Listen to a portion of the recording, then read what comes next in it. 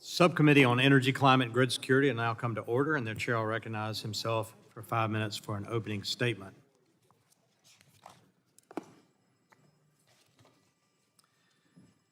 Before we do that, just want to take a minute in today's hearing and pause for the nearly 3,000 Americans who lost their lives on this tragic day 23 years ago.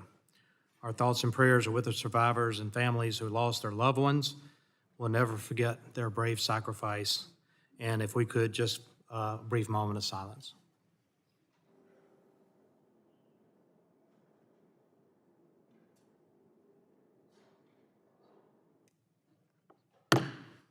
Thank you for that. Never forget. We welcome you to today's hearing. From gas to groceries, Americans pay the price of the Biden and Harris energy agenda.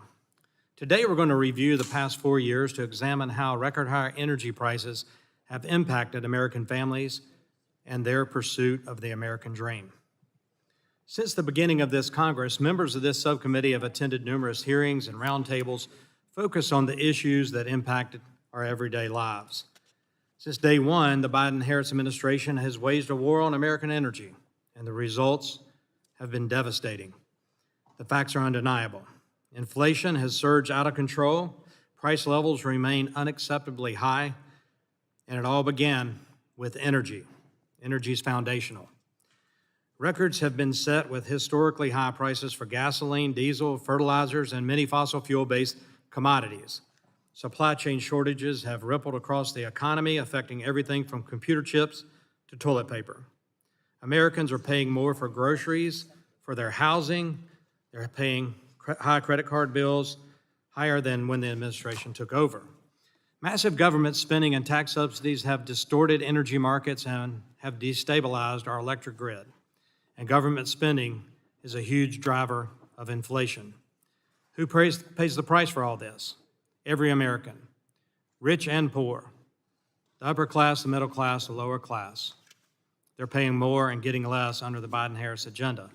Americans are suffering under the administration's energy policies. Energy powers our economy. The cost of energy, fossil fuels, and electricity is embedded in everything that we buy.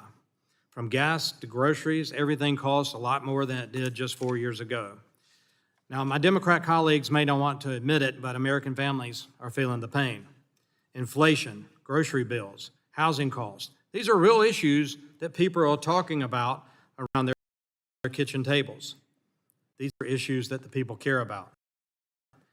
Today's hearing will give members an opportunity to hear the stories of Americans on the front line of the Biden-Harris administration's American energy war. We will learn about and how the American dream is being threatened by energy and economic policies that prioritize a global climate agenda over American families, their standard of living, and quality of life. We'll hear how federal regulations targeting fossil fuel production and electric generation are resulting in record-shattering electricity bills and forced power outages. We'll also learn why our groceries cost so much more now than they did just 4 years ago. We'll examine the false promises of a green transition and why claims of price gouging are another distraction from the administration's failed policy agenda. Prices are high because of the built-in cost of energy and commodities. These trends are directly related to the policies of this administration. Now, we're going to hear from the other side of the aisle that oil and gas production is at record highs. And honestly, that's great, because global demand for energy is only increasing.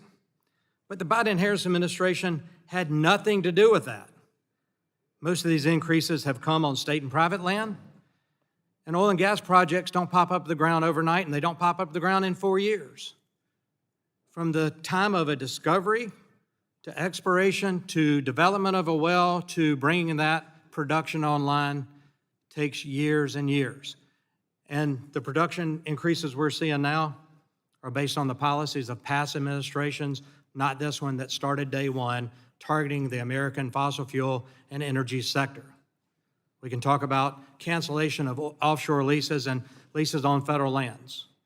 Fewer lease sales on the OCS by this administration and its 5-year plan than we've ever seen. They've had a war on energy, wanting to stop LNG exports with their pause. We've discussed a lot of this. And taking credit for increased production today is like the rooster taking credit for the sunrise. It happened because of something else, not this administration's policy. This administration's only tried to thwart oil and gas production, a process that takes multiple years. Today's hearing highlights this subcommittee's work in this Congress. We've held dozens of hearings and with expert witnesses and administration officials. We've explored the issues sector by sector across jurisdiction, and a consistent lesson has emerged: increasing the supply of energy and reducing regulatory roadblocks to ease the cost of delivering energy produces a powerful driver for the economy and lowers prices. Republicans have worked on this. We've also passed important legislation like H.R. 1, Lower Energy Cost Act, to reform the energy permitting process and reverse these harmful regulations that threaten our economic growth here in America. We still have important work to do, and I hope to use the remainder of this Congress to push these important reforms over the finish line. With that, I want to thank the witnesses for being here today. I'll yield back and recognize the ranking member, Ms. DeGette, for 5 minutes.